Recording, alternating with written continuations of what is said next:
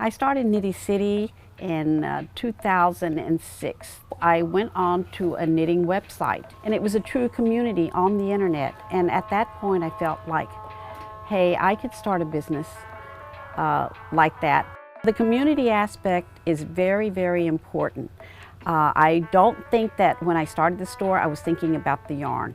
It was about the people in the yarn world. When I wrote up my business plan, I made sure that people knew that there was going to be a community involvement in the planning and in the running of the store.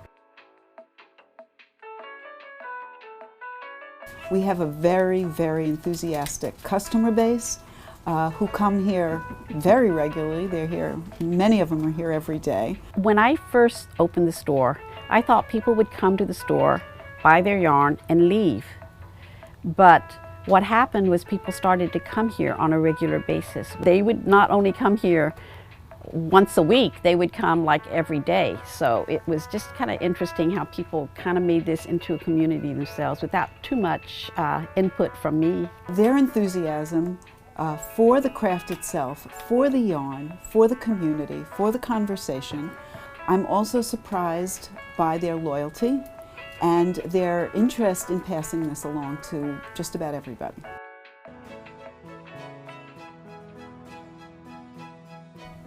One of the things I'm most enamored about with knitting is its therapeutic value.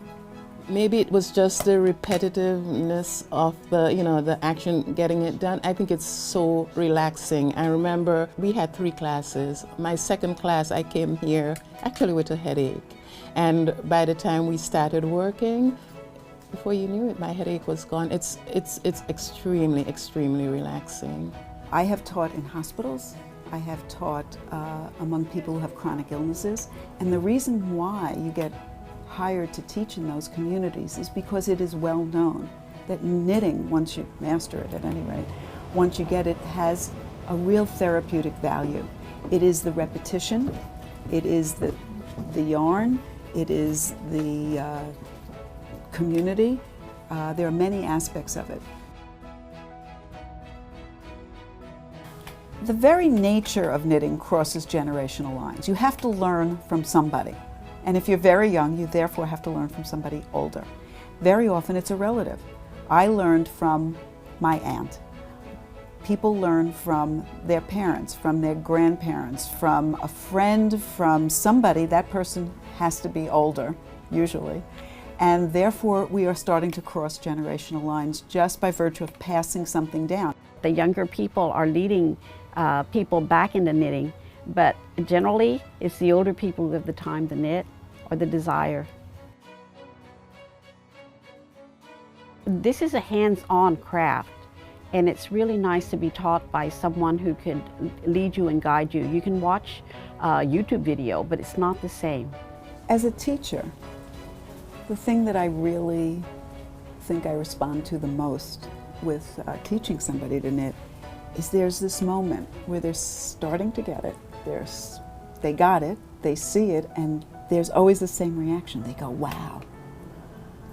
And I know if I hear that wow, that I've achieved something and they've achieved something. And what I've given them is something that they're going to be able to use, hopefully, for the rest of their life. So I would encourage anyone who knows how to knit to pass it on. And I would encourage anybody who even thinks they want to knit to try to learn it. I think they're going to be very pleased with the results and with this newfound activity that they will have forever.